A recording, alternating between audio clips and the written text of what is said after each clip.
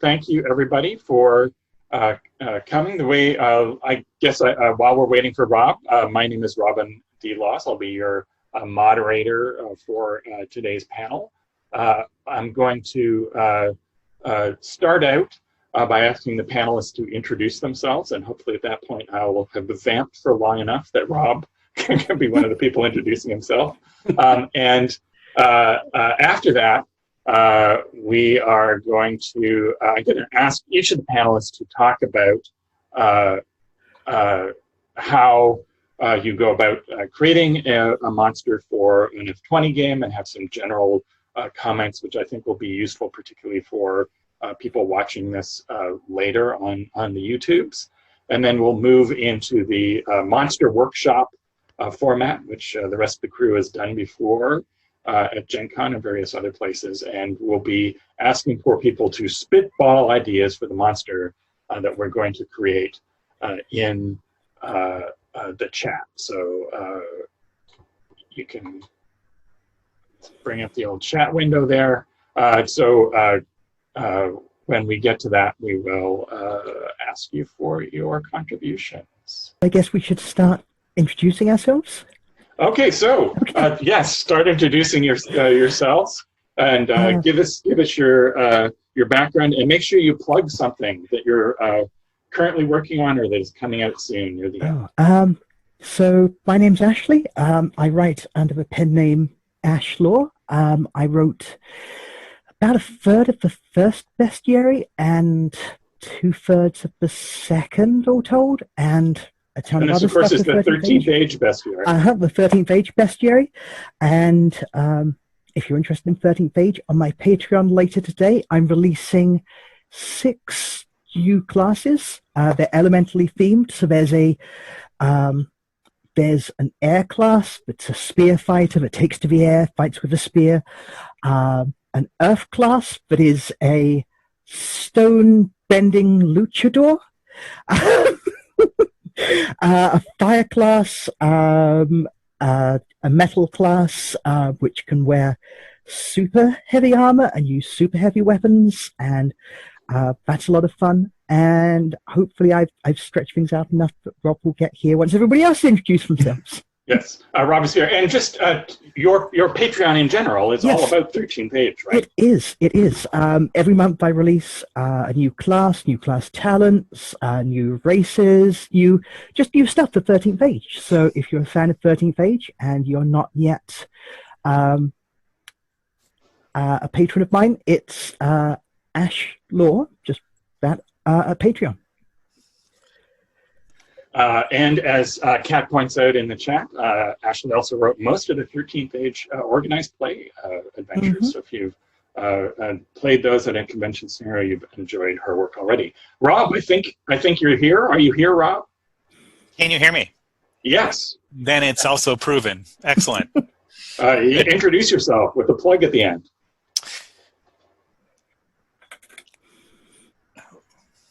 My name is Robert Martin Heinsoo. I was born at the West Point Military Academy. My father fought in too many wars and therefore had a military library, which I loved reading. I should have grown up to be a better person, but instead I designed war games and things when I was sick at home, and it really prepared me for the pandemic. And I think you all know what 13th... Hey! If there's somebody here at this seminar who doesn't play and doesn't know 13th age very much, raise your hand where we can see you on the video. Oh, you all know it. Okay, me. Yes. Yeah, all right, good. Yes, we've let in a group of ringers for. Yeah, that would be awesome. But no, good. So I've really been. I'm doing something I never thought I would do, which is running another role-playing game line for a long time, because when we designed 13th Age, it's like when contractors estimate a job and they're like, oh, it'll be over at Thursday, and then 7 years later, they're still working on it. That's interesting. So, because we thought we were doing one book, and it turns out that we can do more books of monsters and adventures, and our friends want to write things, and that's kind of fun. So, as a plug, bizarrely, I'll plug something that's not 13th Age, because yesterday I actually spent most of my day proofing the final cards that are being printed for the WrestleNomicon card game.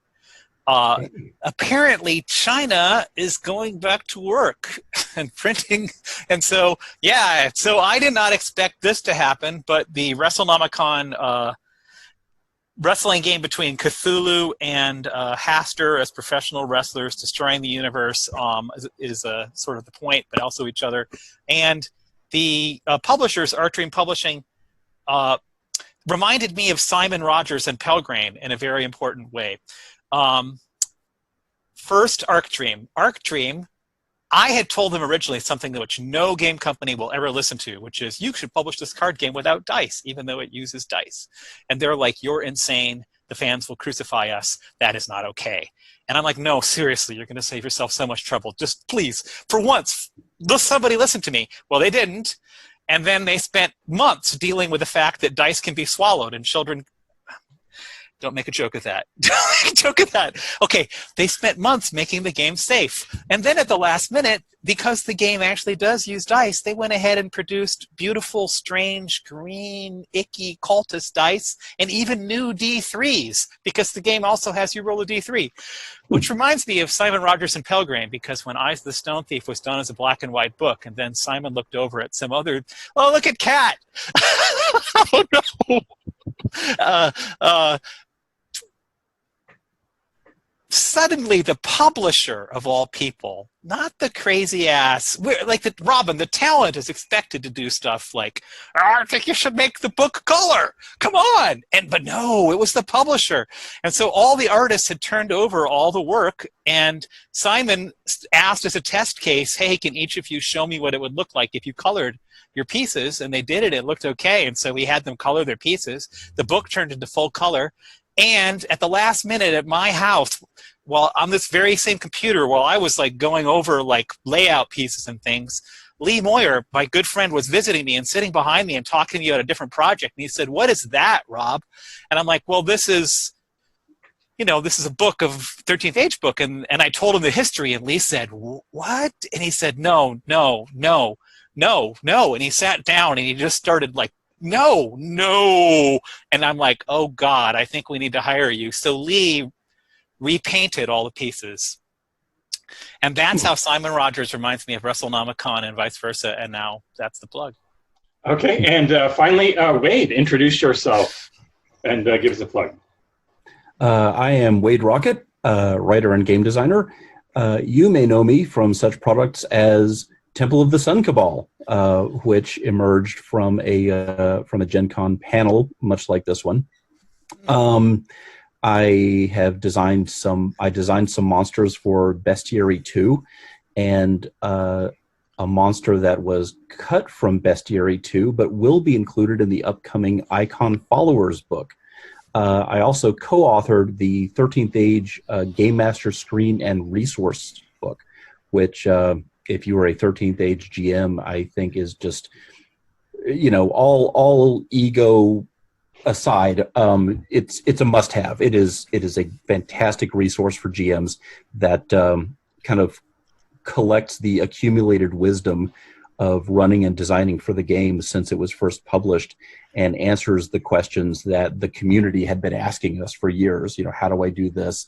What's a better way to do this? How do we deal with terrain, for example, or how do you use icon roles? And so yeah, it's one of my favorite things that I've done, and one of my favorite things to use myself for 13th Age.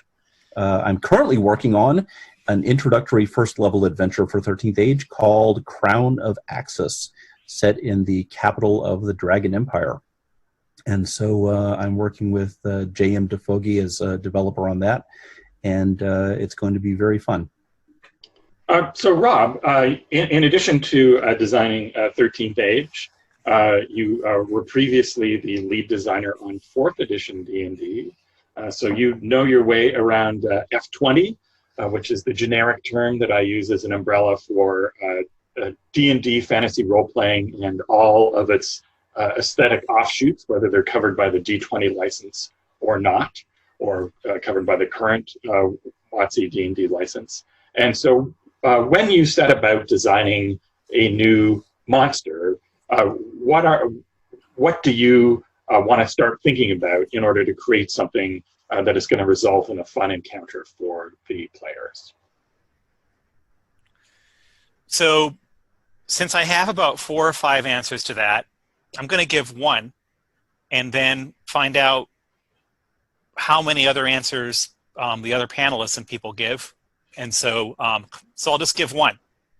And I was reminded of the answer this morning, actually, because designing monsters, actually, when I first started at Wizards, I had been playing in Jonathan's 3rd edition game, and so I was the one person who had been playing 3rd edition at Wizards. Everybody else hadn't seen the draft until like not that long, and I've been playing it for a year or something. So when the first Monster Manual came out, bizarrely, I, as my first week, ended up doing the encounter challenge ratings for all the monsters, and then wrote a monster book because that's what I'd been doing.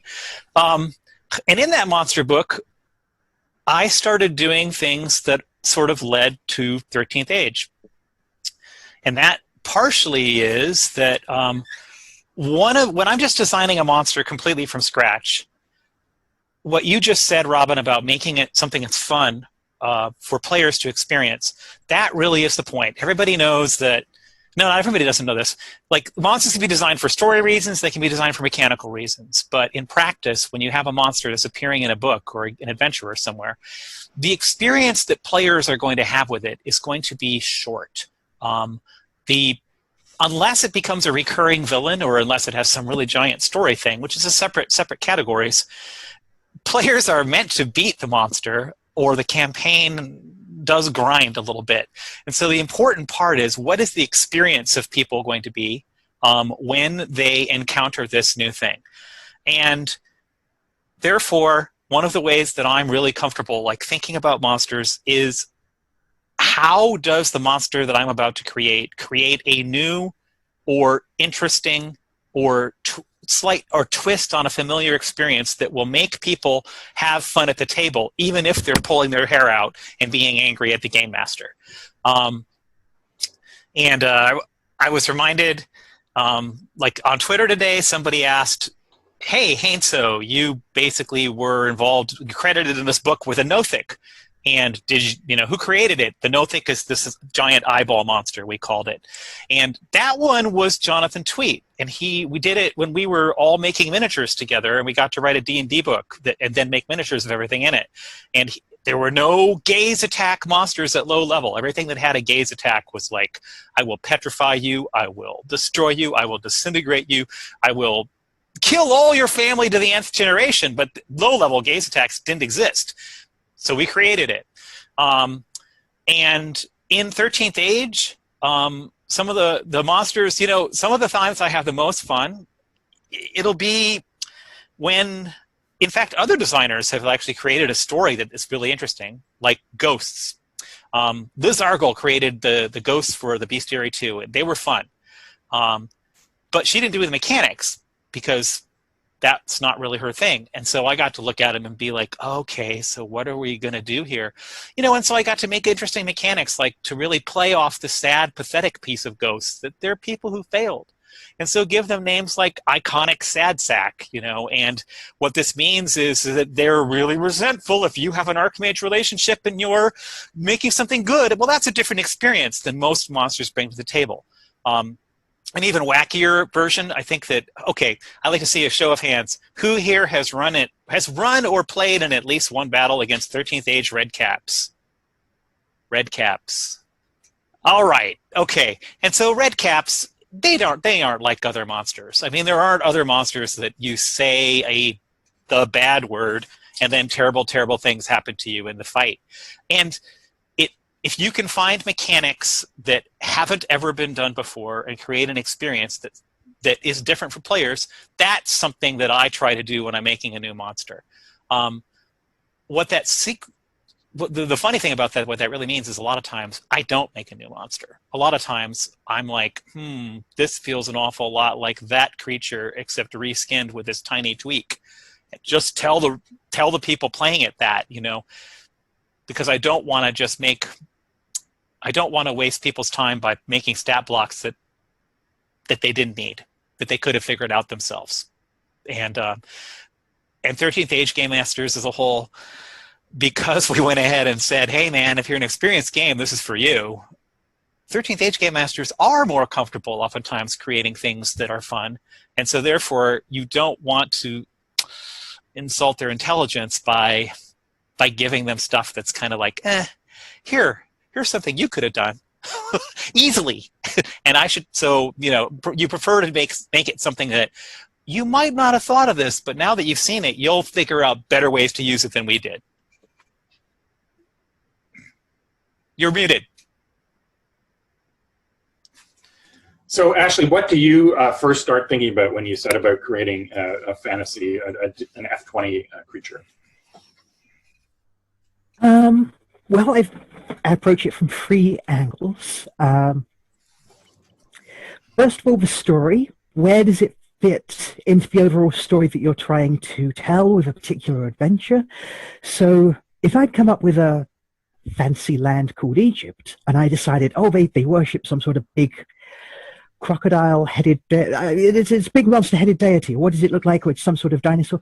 And so the story of the crocodile comes in, and then you're like, okay, the second thing is, what sort of experience is it going to give?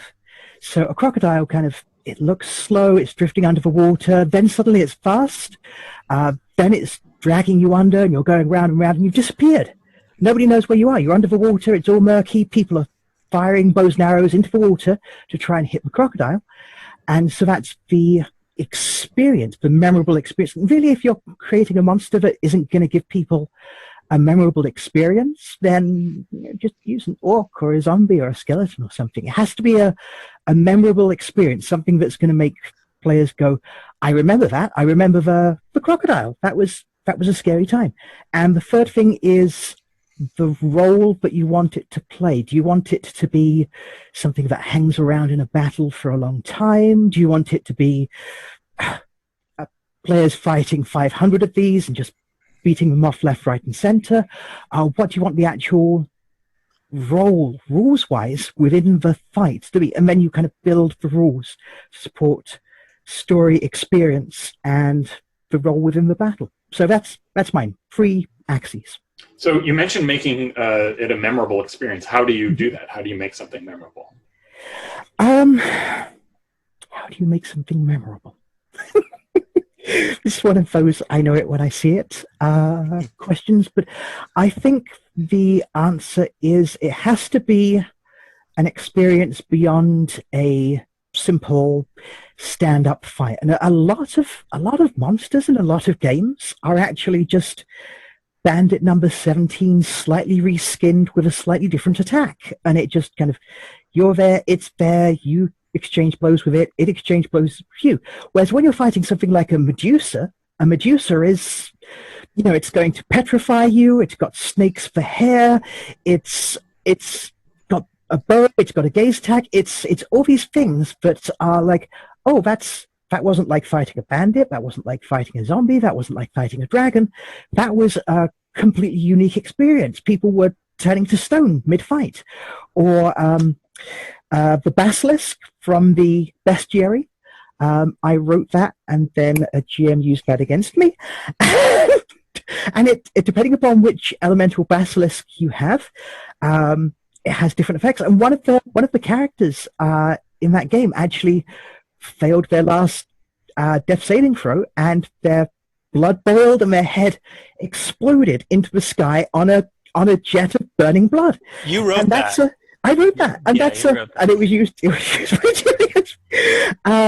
And so that's a memorable experience. That's not just you get stabbed till you lose it. That's a memorable death for somebody. Their head didn't actually. We were playing through Shards of the Broken Sky, and their head didn't land until the following session.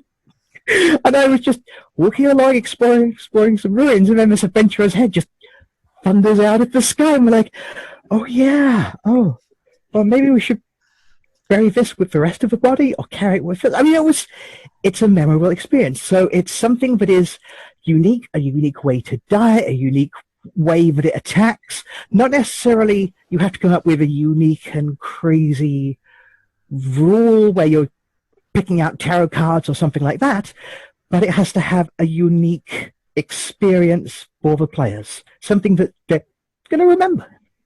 And That so was Wade, 5 years ago, so Well, I no, remember. actually, I think Wade has it. I'm positive that I could make an answer, but I also bet that Wade has an answer to this precise question about making things memorable, because it's connected to your favorite monster for sure.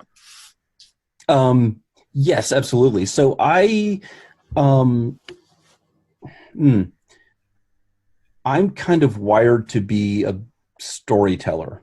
And so when I'm designing a monster, even if I don't go in thinking this way, I quickly get sucked into this way, which is, I mean, first off, a lot of times at the table, a monster, like designing a monster and then running it, is sort of like a story in stat form.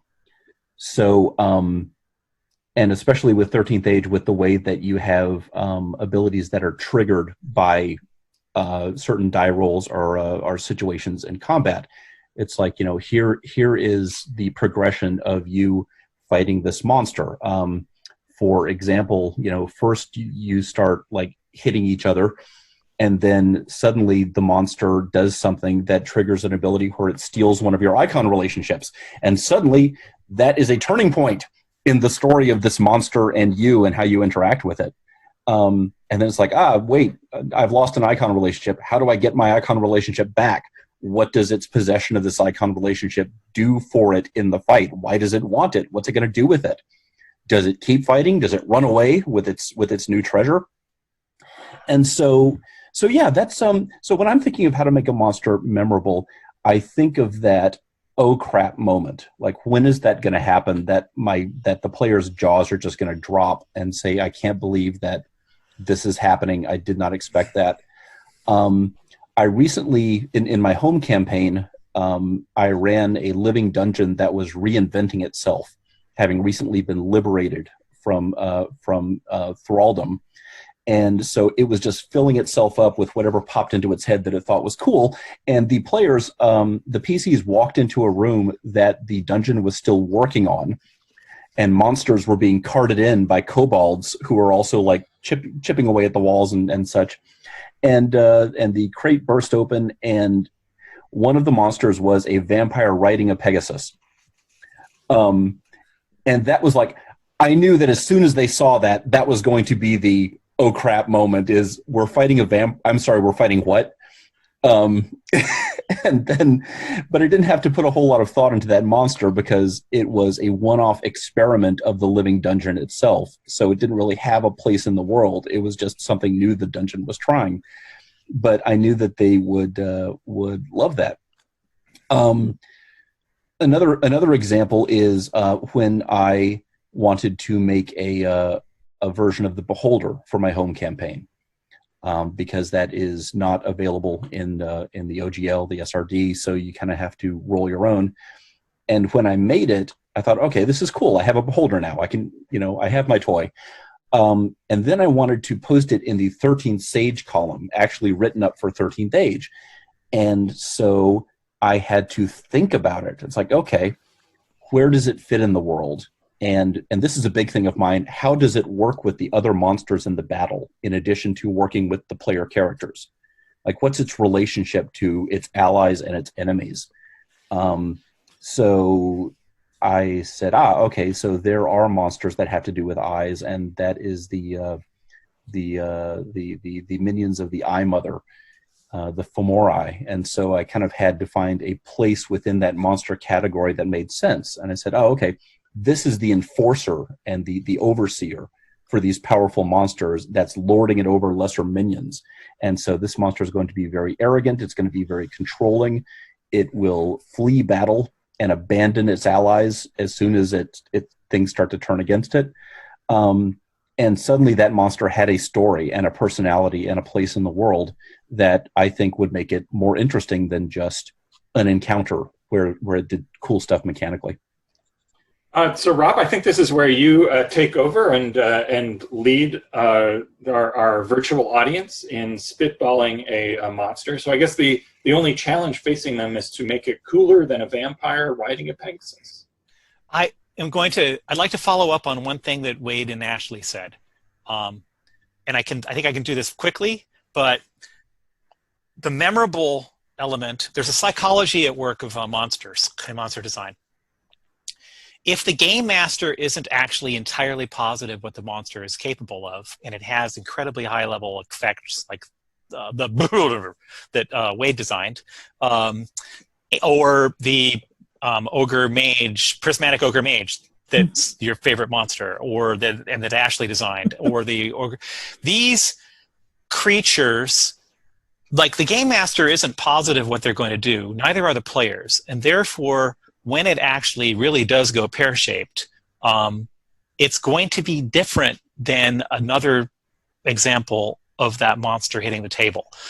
One of the interesting differences between 13th Age monster design and many other games is that reading other bestiaries, I frequently end up fairly bored because the monsters aren't actually anything except here's some attack rolls, here's a spell it could use, and okay, and then it's resistant to this, and it's sort of like, now wait a minute, there isn't anything there that makes the experience of fighting that monster as interesting, for example, as a card game you would play with a friend where there are different outcomes. Yes, it's die rolls.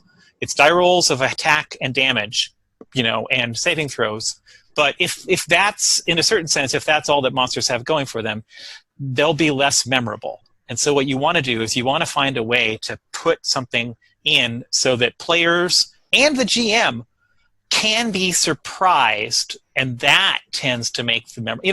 It can also be this like hilarious thing that you fight a prismatic ogre mage, and the guy never gets off any of his big spells, and you wiped him out in a couple rounds, and everybody's like, how did we do that? And then a little while later, the GM hits them with again, and then it's completely different. So there's I just actually feel like the mechanics can make things memorable in a way that's surprising, apparently, to other games. So, Robin, you just challenged me to go ahead and start us off. I think I can see several of you who have a couple of you who've not only been at monster sessions, but even filmed them for us. Hello, Michael.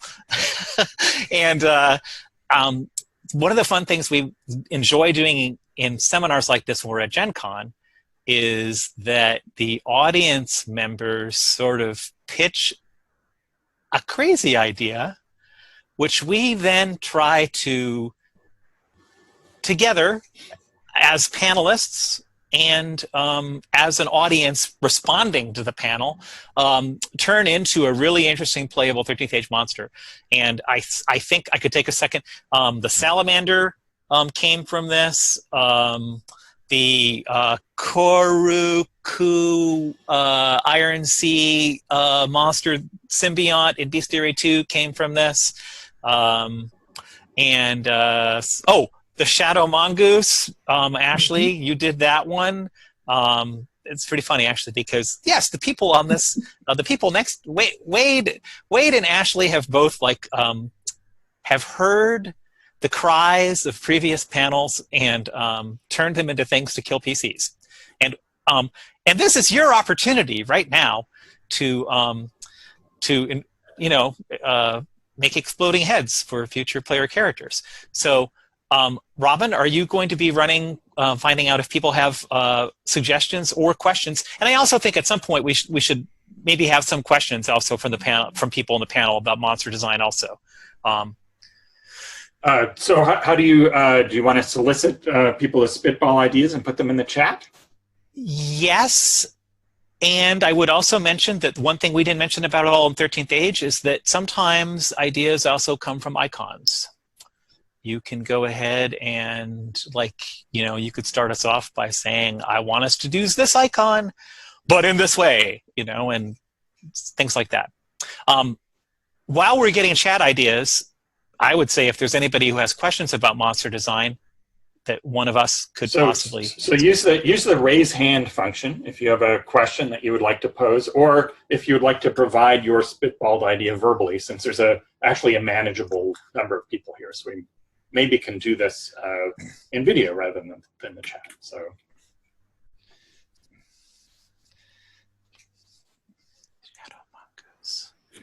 Robin, could you tell people where the raise hand function is? The raise hand function that's a good question, isn't it? I've had other people, oh, there we go. So Wesley has raised his hand, so I'm going to unmute him, and the first thing he's going to do is tell other people how to find the raise hand function. Wesley. Yes. I do see a question in chat, though. Okay. Well, let's do Wesley. All right. Yeah, so if at the bottom of your screen, if you move your mouse around a little bit, you'll see the participants little button thing. You're going to want to click on that, and then there's another button for raise hand, and I can lower my hand too, and then raise it again.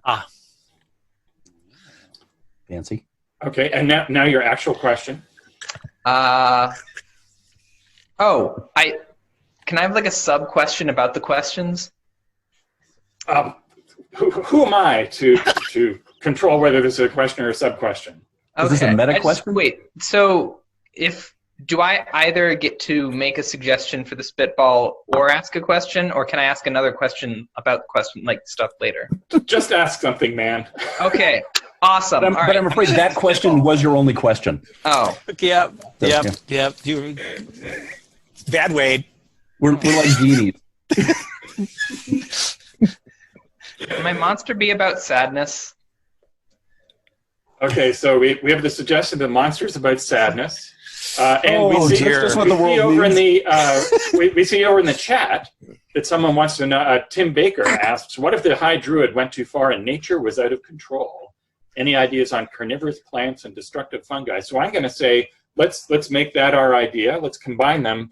A fungus or carnivorous plant of sadness. It's wow, and it's wonderful that Ashley is on this panel because carnivorous plants and destructive fungi are kind of your domain. Yes.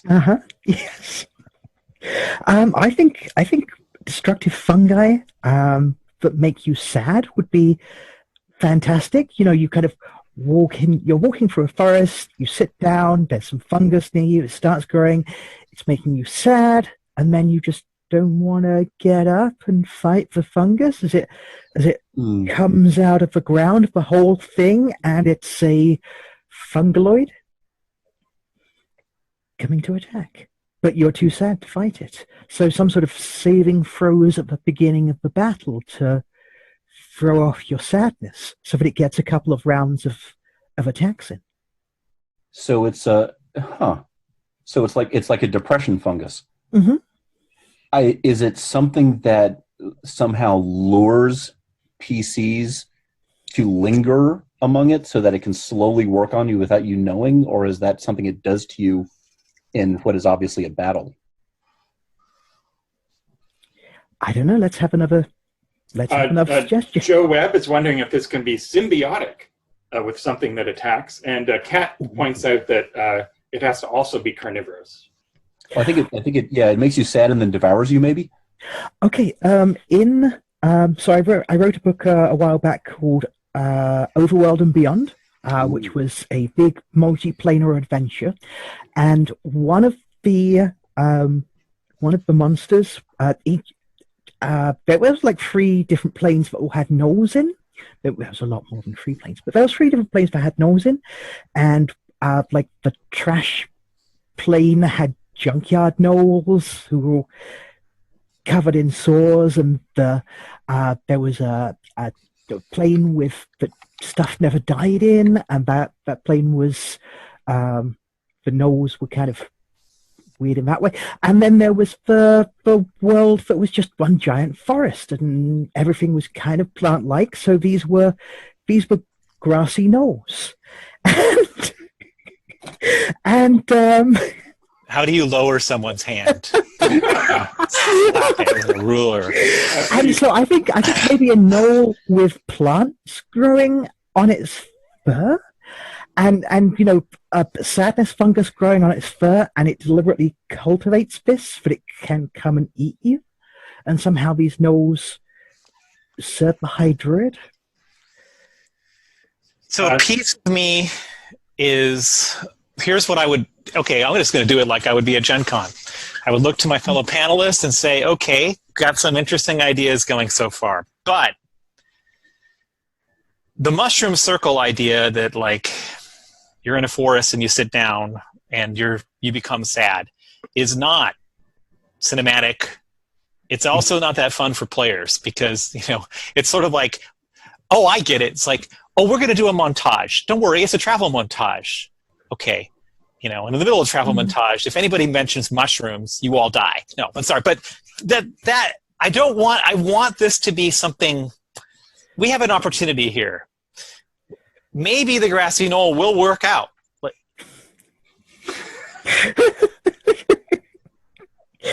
I froze because that's just awful. I said that. Meter of joy, I see. But what I really like is Rob? I'd really like it if, the whole idea of the High Druid being out of control, like something like happening that's really pretty big. And I see the players have to recount a happy moment. They should have to fight off. Well, Michael's ready to fight off sadness. Yeah. Right. Well, that's probably the right. I think what we need to do is we need to expand just a little bit and go to the idea of the High Druid's magic being out of control. Mentioning worlds where everything is forest or where everything fungaloids is an interesting take on it. Sadness also did remind me of the Eyes of the Stone Thief in the sense of, like, while the player characters want to kill the dungeon's coming up and eating things they care about, and so there's an element of, we sometimes do ask people role-playing questions about what does your character really care about, and I don't know if there's a mechanism for interacting with that quite yet with a fungus. Kat wanted us to remember carnivorous. I saw that, yes. Multiplying mooks. So here's the question for us. I think the first question we have to ask. Dear audience members, should we be trying to design an experience that is a one-off, that's something that happens to player characters, possibly while they're traveling, possibly in other places? They fight it off and that's it. It's over. Like, it's done. Or are we designing something that's bigger with actual consequences? Because there's a huge difference between the type of thinking we need to do. We're having one type of fun that is going to be pretty potentially, like, where you're getting to the nitty-gritty wackiness of like a one encounter, or you're going to figuring out how to make something with long-term role-playing effects that has dynamics that shift. And that's possibly more like an adventure, but also can be like a monster. And for example, when we did the Koruku, when Wade was at I think, Wade, you were definitely there. Ashley, were you there at that Gen Con? I think I was, yeah. I think you were too. And boy, we went off the rails, man, because it was like the ideas just kept coming until we had like 3 different monsters, and we managed to smash them all together. So the question mark here is, we need some sort of thing. Do you guys want a one encounter monster, or are we designing something much bigger? Robin's muted. Votes for one encounter monster. Hands up. Virtual hands or real hands? Yeah, real hands on video. Okay, and so for the other longer lasting option, I think that's going to win, right? I think so too. I think you may have shaped the question there, Rob. I curse myself. Well, over to Wade and Ashley. Good luck, guys. Okay. So we're talking about a civilization-threatening big fungus. Yeah, civilization threatening. Okay, so in the 13th Age, in the core book, there is a tension between civilization and the wild, which is newly resurgent under the current High Druid. Mm-hmm. So initially, I'm thinking perhaps this is something that was defensive that would neutralize intruders coming into the Wildwood, and is now perhaps spreading out in order to weaken the forces of civilization so that they cannot resist the spread of the wild. I really like that. Mhm. So synthesizing a couple of ideas from people. I really love the you have to recount the shared memory, and I like the sadness stops the escalation die. So how about you have to recount a happy shared memory every time you want the escalation die to advance? A Yes. player character has to say, "Hey, remember when we did that thing in that tavern? That was really good. That's a shared happy memory." And only then can the escalation die advance. So at the start of every round, you have to share a happy memory, or if this is an anger thunder, you have to share a calm memory. Are you a namby-pamby kind game master who is just going to allow them to tell you what happiness is? Or are you going to judge their attempt at happiness and force them to roll a save, giving I them think- a bonus based on how happy you really think that was? Because I think the Eater of Joy, remember, is the game master. I think that's a Rob Says sidebar. Oh, we've worked together too long. And for the benefit of innocent YouTube viewers who have stumbled into this, explain very briefly what the escalation die is in 13th Age. Well, in 13th Age, in combat, starting on the second round of combat, you take the largest D6 you can possibly find so that it's highly visible. The GM puts that on the table and says the escalation die is now at 1, and the player characters get a +1 to hit on their attacks. Then the next round, the third round, the escalation die goes up to 2, and they get +2. So if the battle takes long enough, eventually the PCs are going to be attacking with a +6 bonus. There are also some powers and abilities, both for PCs and monsters, that trigger on the escalation die. And generally, monsters don't take advantage of that bonus, but a few do. The way I describe it is in Lord of the Rings, when the cave troll fight happened, at the start, the escalation die was at 0, and so everybody was kind of on the back foot. But by the time the escalation die got to 6, the hobbits were picking up frying pans and whacking orcs on the head. So that's kind of how, and it gives combat a nice narrative curve. It doesn't go on too long. It's not too short. It starts tough, but the story of the fight is that it's a heroic fight, and that, as Wade says, there's certain things which do. Sorry, as Rob said, Wade said, I forget who said. That would be me. As Wade said, there's certain things which take the escalation die away from you, or that also use the escalation die. I know in 13th Age Glorantha, the chaos forces of chaos can steal your escalation dice. They're getting it, not you. But Speaking of which, there's a suggestion: what if the creature gets the escalation die unless the happy memory is recounted? So you have to. You're wrestling for control over momentum in combat with this embodiment of sadness, this fungal embodiment of sadness. That's interesting. I know that what I'm going to say, I'm not positive I'm taking this seriously. This is Design Workshop. Yeah. Design Workshop means that sometimes you throw out things as sort of a challenge. If it is an Eater of Joy, which the name is really good, and it's like, and the players are fighting it by recounting happy things. The weird part about that is that the experience is happy. People will be going ahead and saying positive, happy things, and we'll end up at the end of the encounter being like, well, that was fun because we remembered all these great things that we did together.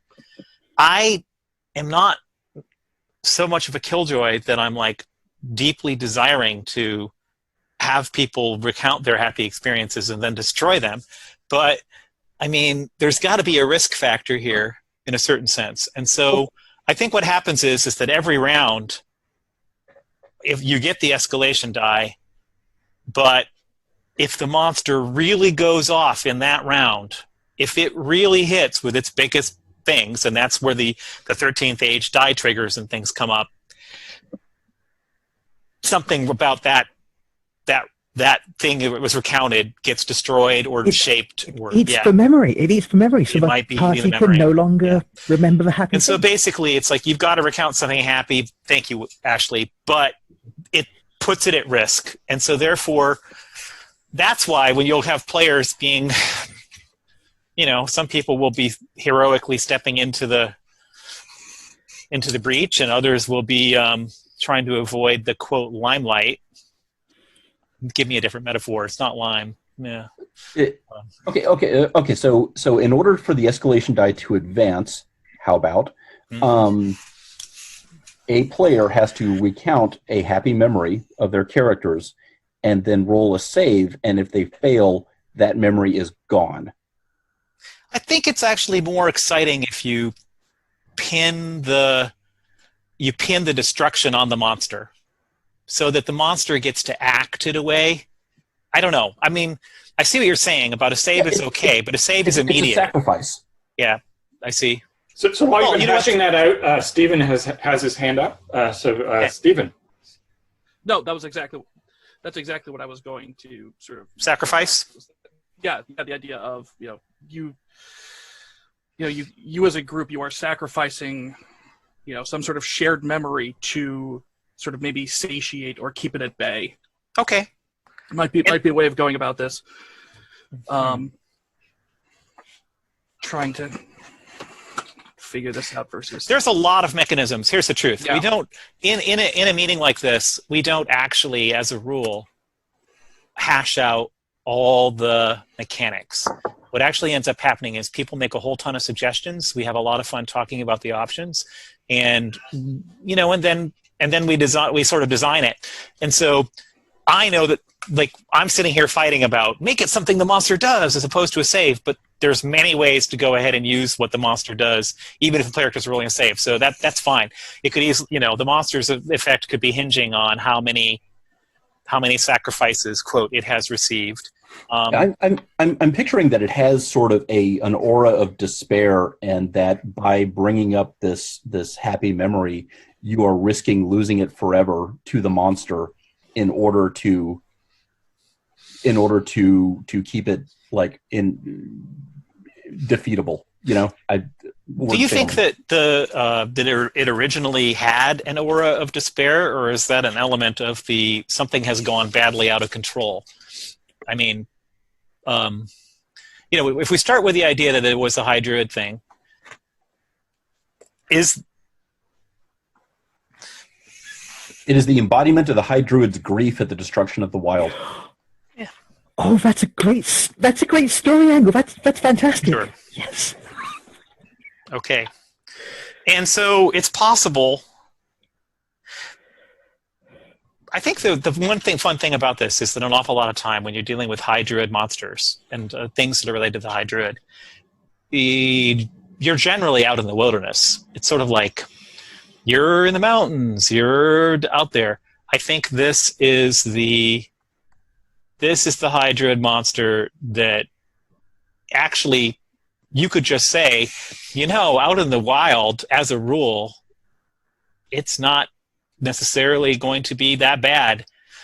And when it hits a city, when it hits one of the 7 cities, okay, it's really, really bad, and turn it into that despair is triggered because at one point that area was not a city. And so, it's sort of like in direct correlation with how civilized and overbuilt an area is. That's how powerful this thing becomes. That would be fun. So I want to ask people, now that we've discussed this, is this actually a plant or a fungus, or is this some sort of spirit that arises in a city, a spirit of grief? A spirit of plants? A spirit of dead plants? Undead trees. Yeah. Oh, dear. Yeah. We'd like that undead tree. Well, from death comes new life. I mean, the whole point is that the first process is that despair hits, lots of, quote, people in cities die, and then the area is reforested. we're getting some very Swamp Thing reminiscent suggestions in the chat of it's like fungi who grow on dead druids or spirits of druids that merge with plants, and so these are interesting. Whoa!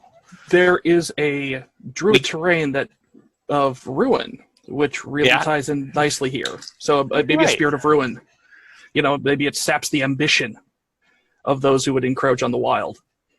Something, just a new way of just slightly flavoring it, but, to make it a bit more proactive rather than defensive. I don't know if that's the way we want to go. Mm-hmm.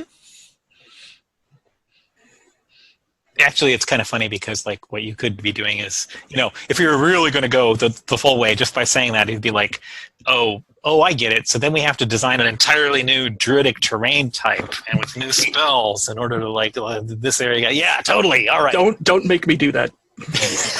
I will. So don't make me. I'm okay with that. Oh, don't say that. Rob, a thing I like that you said, which was that in the natural order, life comes from death. It's a cycle, and the idea of undead plants or undead tree is an abomination. Like that that indicates that something has gone real wrong with the High Druid, and that cycle has been interrupted. Mm-hmm. And so now there are dead plants and trees going around. How about if when the thing is defeated, instead of when the thing is defeated, it dies, it falls over, and then a new grove of trees sprout. So this is an undead tree arising in a city, tearing things up.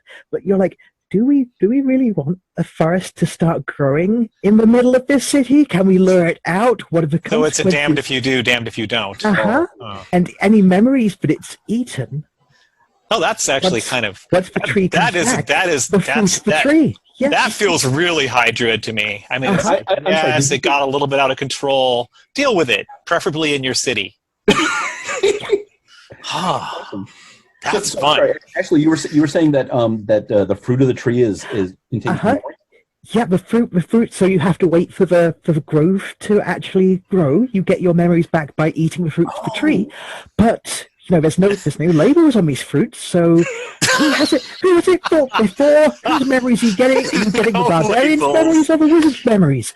Or is it somebody else entirely that it's killed and eaten their happy memories? Ashley, I just want to say, I detect in your campaigns and like your index card thing, it really feels like every session you just like, hey everybody, write something down about yourself on an index card, and then by the end of the session, take an index card on the way out. So in Crown of Axis, I found myself because it kind of starts with a dungeon crawl, and I am writing up loot, and I'm finding myself doing things like, well, when you destroy this, you could sell the parts to a collector in this part of the city for this much.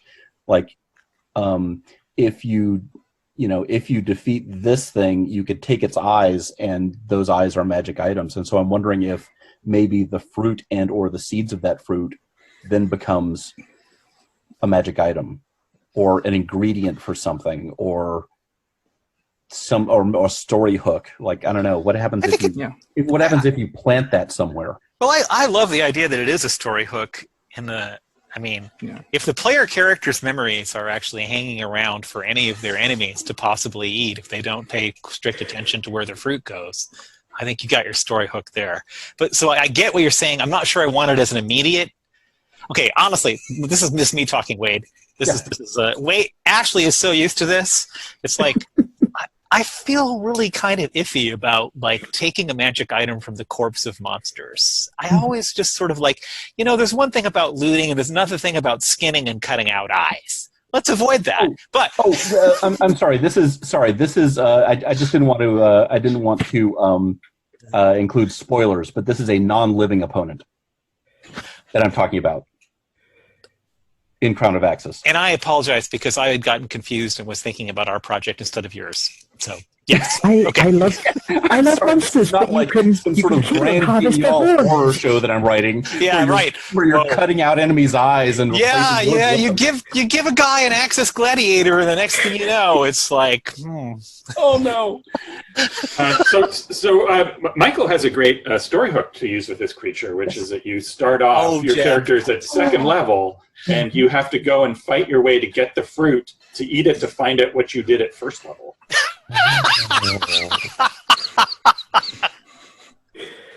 Now there's a sidebar. And also, another Wait a minute. No, this is perfectly okay as a small adventure. With a sidebar is, dear GM, if you want to use this in the rest of your campaigns, go this way. But you know, it's like the apples of something or other is the name of the, you know, I don't know. I love that. That's fun. Memory. Yeah, maybe start them at level 2, level 1. I think you want a little more. I think Michael's idea is right, but you want a couple more levels there. And a MacGuffin could be that you eat the fruit, and it's some important non-player character. Some worthy in the world, and now you know something you're not supposed to know. Yeah, and that's why they're chasing you around for the. Well, you know, it's something. Levels. It's the Orc Lord. It's the Orc Lord's. You know, one of the Orc Lord's. You know, cousins, and of course, yeah. Adventure hook.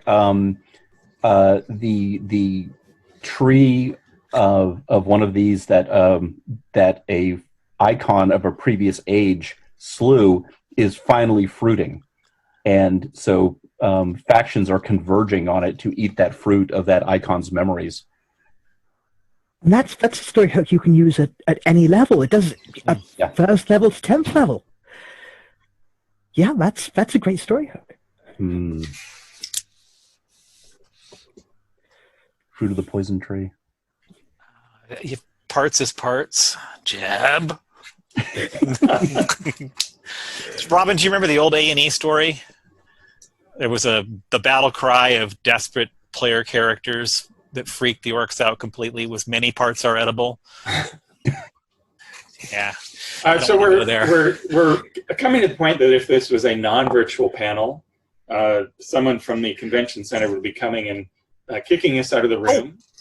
So perhaps it's time to sort of, for our 3 designers to kind of synthesize all of these ideas and let us know which one of them is writing it up for C Page XX.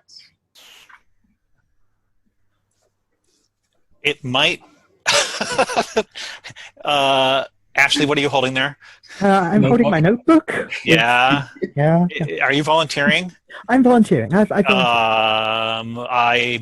Wade, shall we second and third that nomination? Sure. Okay. Ashley, it is. Does this mean I'm off the hook for a 13th stage? Oh, yeah. Ashley's going to have this done by tomorrow. I see Kat shaking her head vigorously. Wade, it's the 29th. I mean, it's like, hold on. There's at least 18 hours of usable time here. Snap, snap. I still have to get 6 classes and 8 new races out to people by the end of tonight. Hey, man, we didn't set your crazy Patreon goals. we have needs. Yeah. It might be more than Page XX. I'm actually, we'll find out, because the truth is that so far we've had a lot of fun. We've actually managed to put a few of these into other books, and I'm working on the Boozoos right now, for those of you who are last Gen Con. So yeah, the Boozoos. It's an icon follower. Dwarf King all the way. So aside from the question of where this is going to go, 3 designers wrap this up into a bow for us.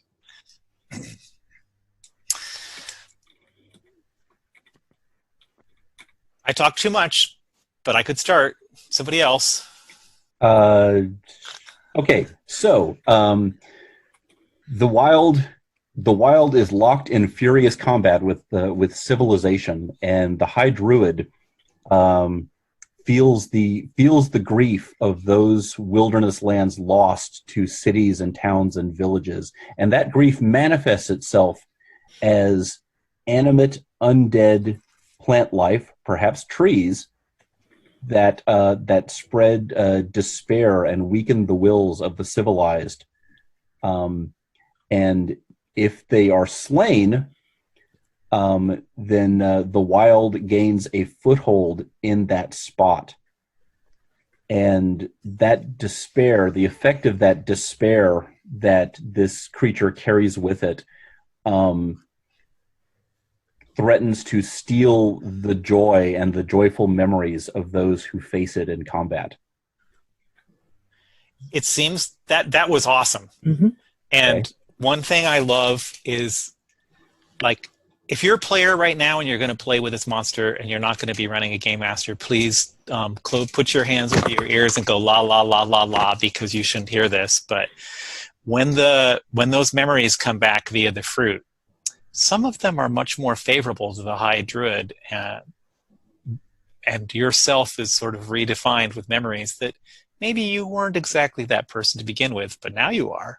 Oh, it could change your icon dice. Yeah. Ooh. Ooh. That's the nastiest special right there. Changing of icon dice. Yeah. Good. Yeah, there's in Book of the Underworld, there's a bit about gaining a one die icon relationship that's negative with the Dwarf King as long as you're in the Underworld and have not, satisfied him that his claim to owning all the treasure in the Underworld. So a temporary icon relationship with the High Druid until you do X could be interesting. Yep. I think that was a bow. That's fun. Yeah. How much time we have, Robin? I think we should bring this in for landing. All right. Oh, what level? What level are we playing at? What? It doesn't feel, despite the idea of using it as a cool. I think undead trees and memory destroying pieces are better when player characters have a history of actually having done things together. And so it's got to be at least champion tier. I don't think it feels epic tier, because I think at epic tier people have solutions that are like forest gone, So let's go ahead and make it champion. It could be low champion, but it could also go up to high if things get... Yeah, that's a funny thing. It would be one of those situations where if it's going to be recurring, hit him with it all during champion tier in different ways. 8th level monster? It depends on how the... Yeah, we'll talk. It's got to be... That's a bit of an interesting... The whole thing about the size and level and exactly how the stats work out... Because somebody did mention that it might have minions who are people who have had the joy completely sucked out of them, which could affect thoughts about monster level and power. Yeah, that's good. Cool. That's really good. Yeah, joyless minions. So many easy jokes there. That was the easiest. So which of our three designers wants to sum up the state of this creature as we get ready to depart our virtual seminar? Rob, go for it. You're the boss, Rob. The state of the creature. Mr. Laws, precisely what do you mean? So I know what you give want. us a summary of what we've created. Instead of settling for a one encounter problem, you guys challenged us to go ahead and make something that was that would hit people for a while and possibly have really long-lasting consequences on the campaign. We somehow managed to take the first idea that came out, which has never happened before, I think, realistically. We always have a sort of like a little bit of a teething issue with like, well, maybe not quite that, and this time we went ahead and did it. I am so happy with the process of how this worked that I suspect we won't have to wait until until August or to do it again. Hopefully, let's do this again at some point. And having said that, I know that you, the folks with us right now, can go ahead and prepare craziness for us on the next time. So that will be really good.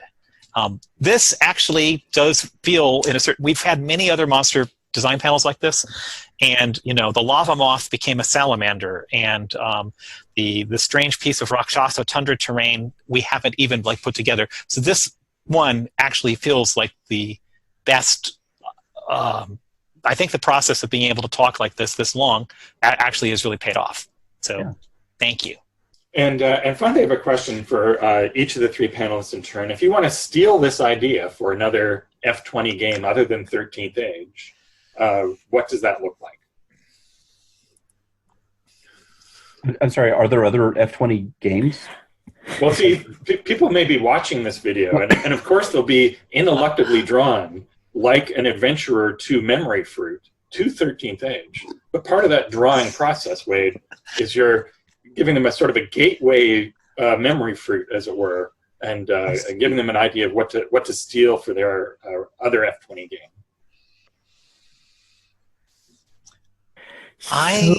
Go ahead. If I was going to port it across to another F20 game that didn't use escalation die and stuff like that, I would say you start it with giving the player some sort of despair penalty, which then disappears round after round as they share happy memories. You chip away at its despair aura, and that would kind of replicate the we have to share happy memory to get the escalation die up. Only now we're having to share happy memory to get the penalty down.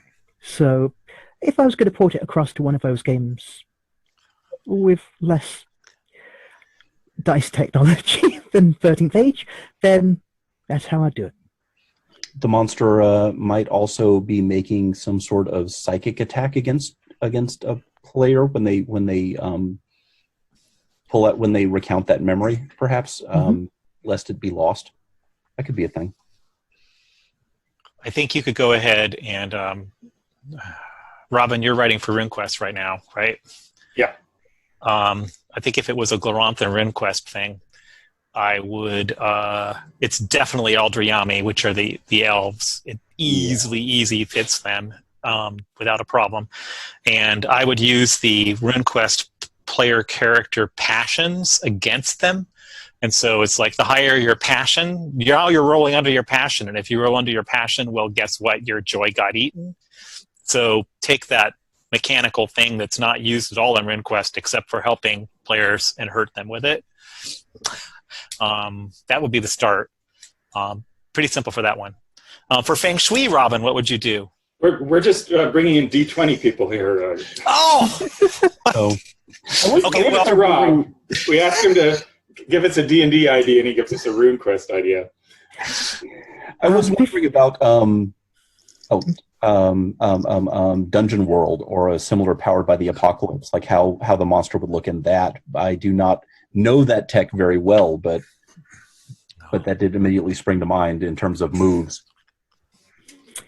5th edition, you could do it where it takes your backgrounds, and then you have to eat the fruit to get the right background, because now is that my fruit? Because I'm a sage, but am I in fact do I in fact get the memories of somebody who came up from the gutter, not a sage?